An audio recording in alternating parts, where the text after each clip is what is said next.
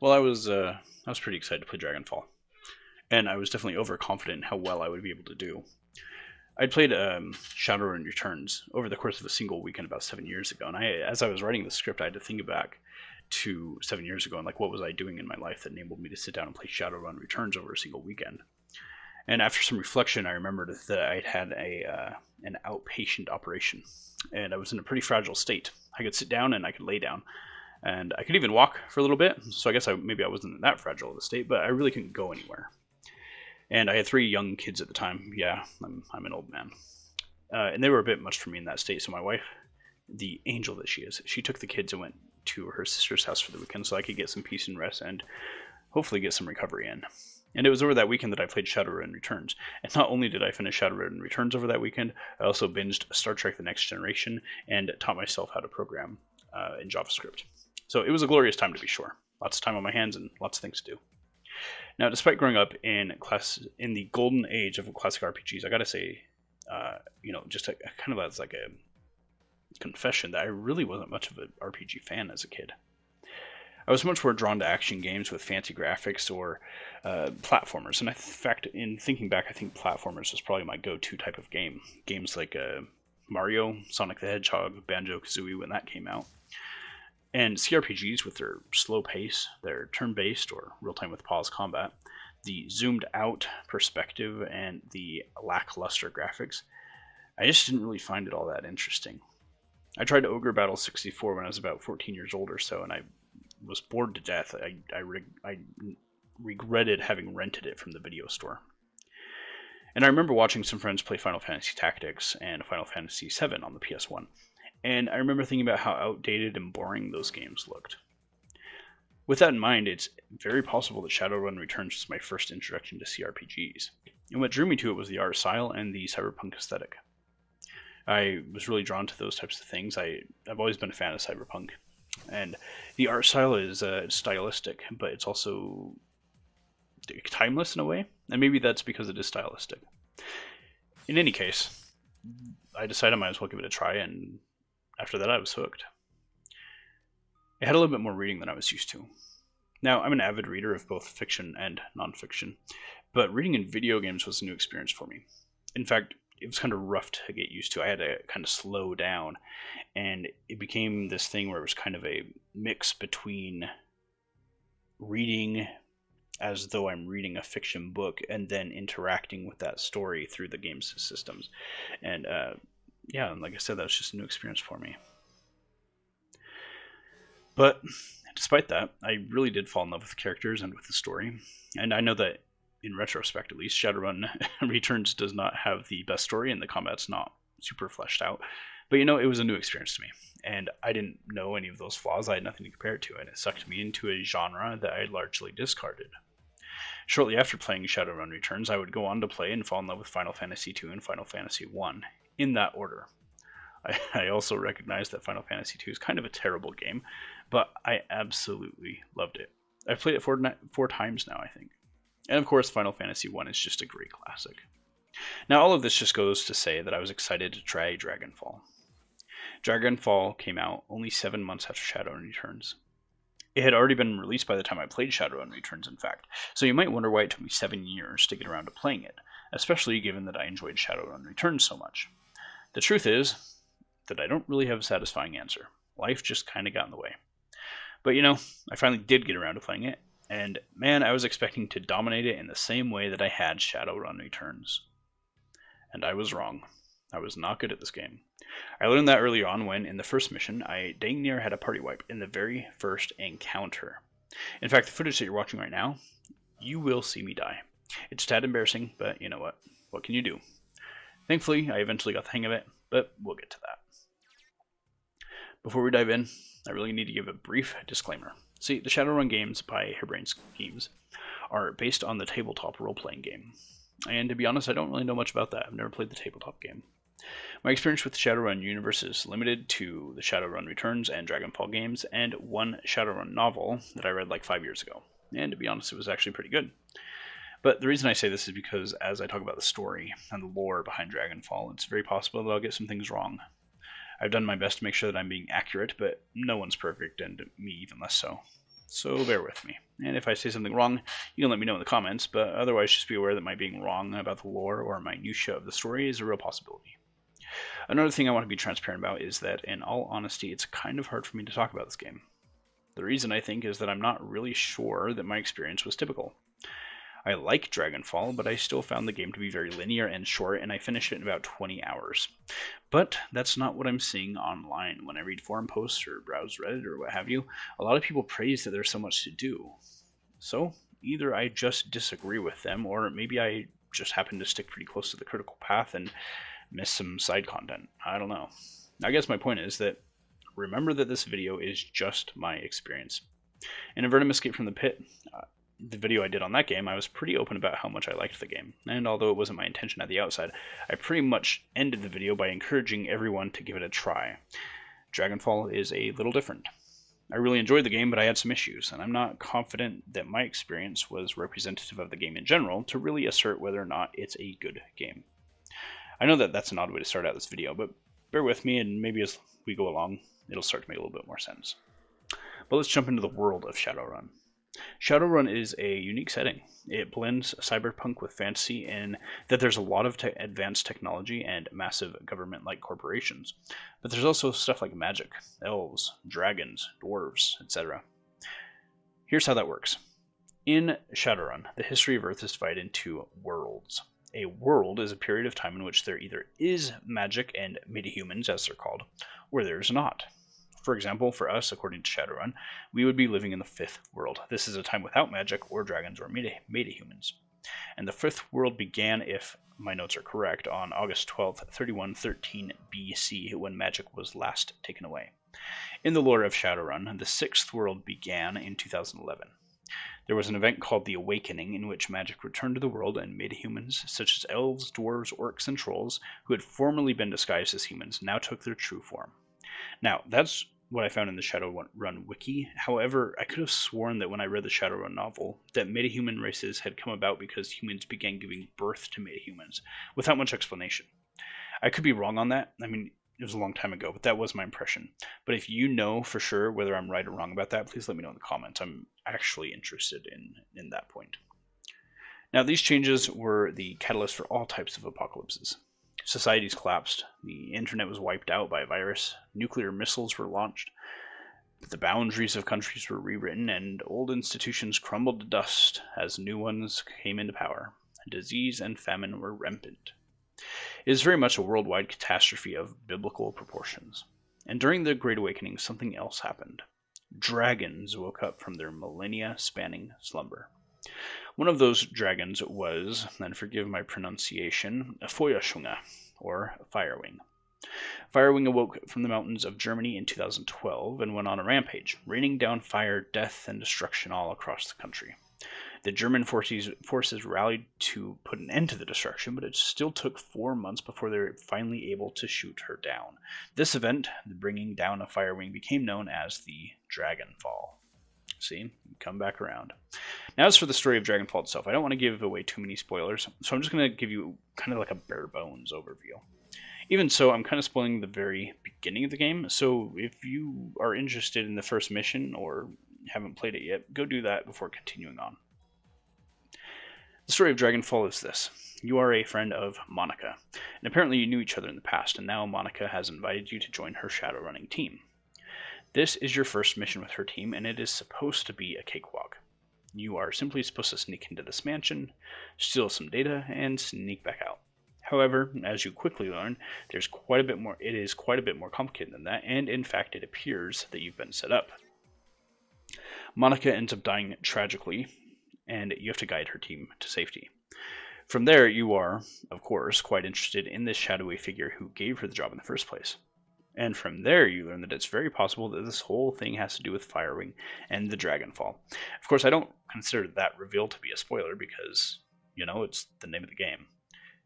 But that is all about all I can say without getting into spoiler territory. I will say that I enjoyed the story overall. It didn't blow me away, but it didn't have me rolling my eyes either. It was just what it needed to be, and that was fine. There's some twists and turns to it, and that tends to keep you invested. If you take the friendship with Monica seriously, then it's even more interesting. I personally was never super invested in the Monica stuff, and so when they tried to tug at the heartstrings, to me it just kind of fell flat. I just didn't spend enough screen time with her, I guess, or I didn't try to shape our relationship as if it had been anything more than just friends. One thing, though, is, and I really have to give the credit to the game for this, is that Monica's presence is felt throughout the game in really interesting ways. And I actually became more invested in uncovering that than I did in the actual relationship that my character and Monica may have had. Now, in my last video, I talked about Avernum Escape from the Pit. And that was, in actuality, the game that I played immediately before jumping into Dragonfall. And Avernum has a very wide open world, and it offers just an amazing amount of freedom and exploration. So, of course, that has colored my perception. But I have to say that going from that freedom to Dragonfall was a little jarring. Because by comparison, Dragonfall does not offer a lot of freedom or exploration. At least not in the same way. Narrative and choice-wise, perhaps there's something to be said, and we'll talk about that later. But as far as the world itself, you start out in the anarchic free state of Berlin, and that kind of becomes your hub. You get your mission there, and most of the vendors are there, and it's the place that you call home. And the gameplay loop is essentially just this. First, you get a mission from Paul or another source. Second, you go and you hop on the subway and you go to the subway location, or the mission location rather. 3, you finish the mission, and then 4, you go back to Berlin and you do it all over again. The only time you can choose where to go is if you have more than one mission at a time, and then you can choose between the two. The game really felt claustrophobic in that sense. Shadowrun has a very interesting world, and I definitely had an interest in exploring it. But that's just not what Dragonfall is. Dragonfall is about telling a story and giving you combat encounters. That's not to say it's a bad game. I actually had a lot of fun, and I will definitely play Shadowrun Hong Kong. That's not it at all. It's just that I love the setting, and I could have explored it a lot more, and I would have loved to do so on my own terms. Now, that is a completely subjective experience. I recognize that. And so if you're the kind of person who doesn't really care about freedom of exploration and likes having the guidance and knowing what you're supposed to do next to progress the story, then this point really may not be an issue for you. Let's talk about combat. I've heard that Dragonfall combat is bad. And if anything, it's definitely divisive. Either you hate it or you don't. I will say I did not hate it. It took me a little while to get the hang of it, but in the end I was doing pretty well. I finished the game on normal difficulty, which is what I usually play on, and I didn't find it super difficult at any point. And I also didn't really feel it to be super in-depth. There are some abilities that I never use, and some that I used only a handful of times. At the beginning of the game, I wasn't very good, as I've noted before. And in fact, as I mentioned, you'll see me die soon. But once I got the hang of it, it didn't really progress after that. It just kind of stayed at that same level, so it didn't matter how I leveled up my characters, the abilities that I chose, or anything like that. Those things, well, they did matter, but it didn't have a huge impact. It didn't really change how I played one encounter from another. I think if you took an encounter from the 20% mark of my way through the game and then maybe the last encounter, that my strategy for playing those was very similar, if not outright the same. Yeah, so, I really don't have much to say about combat besides that. I will say this. There's one point towards the end of the game where you basically have to defend against hordes of enemies. And I'll say that that's a little bit much. I've heard that Dragonfall is too combat heavy, and although I generally disagree with that one part where I was defending against hordes of enemies, that was a little bit tedious. But to be fair, it only happened once. And once I was done, I was done. So again, I don't have too much to say about combat, and maybe I just played it too casually. I don't know. I had fun, and I don't really have any complaints, but it also didn't really stand out in any significant way. There is one thing that I think is fun, and it's that your shaman's summoned minions can escape. Now, this certainly isn't a new feature to Dragonfall, but I do find it fun, because it's kind of a unique in the RPGs I've played, at least. I always gave my minions the most action points possible, which meant that they had the greatest chance of escaping. But then I'd position them behind enemy lines so that even if they did escape, they'd still be attacking the enemies and taking some of the heat off me. But in my opinion, where Dragonfall excels is in the conversations with NPCs. I thought that they felt pretty natural. And when I would speak to NPCs, I generally felt like I got the response that I'd been going for. The conversations just seemed to flow in a way that felt more natural than maybe some other games I've played lately. I think a lot of times in games, even in RPGs, the dialogue can feel pretty fake. Like, everybody knows that I'm just there to get some information, and I just have to ask the right questions in the right order to get the exposition dump I'm looking for, right? Well, Dragonfall didn't feel like that. The conversations really felt like conversations, and there were a few times where I really found myself thinking hard about what I wanted to say.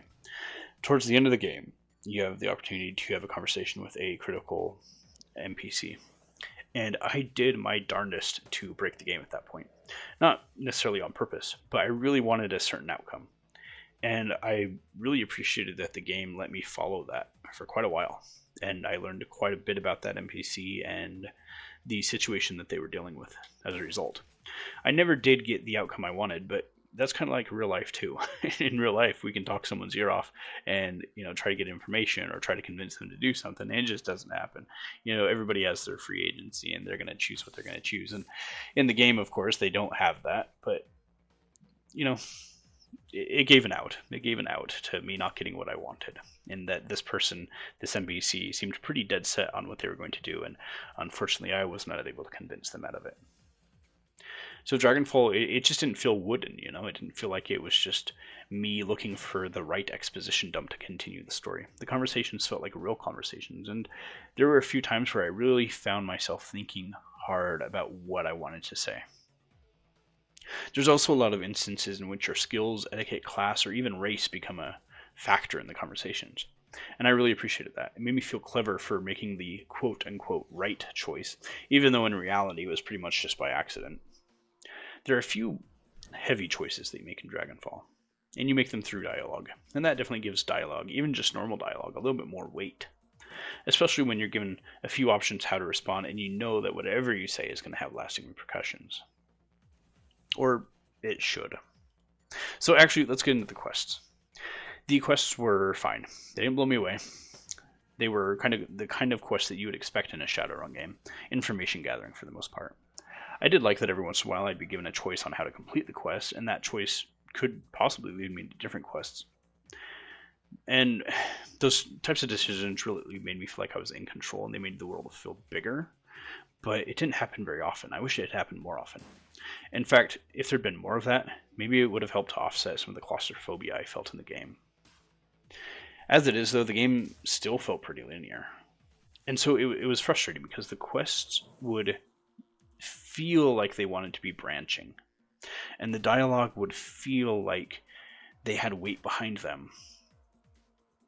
But the problem with making choices in Daggerfall is that although you expect, or you at least hope, that some of those consequences will be big, you don't really feel that. Because you could choose a different way of completing the quest, you could choose a different dialogue option, but by the time you got back to the safe house in Berlin, it really didn't matter. Or if it did matter, it only mattered for one side quest, or maybe two. I think maybe I should say something very clearly at this point, though. I only played through the game once. That's important because it's possible that I missed some content as a result. Like, maybe I just made all the dialogue choices or all the quest choices that just kept me on the critical path and never allowed me to branch out. So when I was doing research for this video, it seems that my experience may have been an outlier. I've mentioned this already, but from what I've read, there are a lot of side quests that you can do, and you do those in between the mainline quests. And I did a few of those, but I don't know. Maybe I did something wrong because it didn't feel like there was a whole lot of that. And when it did come along, it didn't feel like it impacted the story in any meaningful way. And this really is what I meant at the beginning of the video about how this game is kind of hard for me to talk about. I honestly feel like maybe I missed something. Like maybe there were some side quests I was meant to take, and I just didn't. And now I'm just not very confident in my opinions. So I don't know. Maybe I'll revisit this game in the future. Let's move on to companions. I actually really like the companions. For the most part, I stuck with Iger, Glory, and Dietrich, who are the companions that you start out with. Throughout the game, you develop kind of a rapport with them. Or maybe I should say you can develop a rapport with them. I always tried to treat them fair in dialogue options while also maintaining my leadership of the team.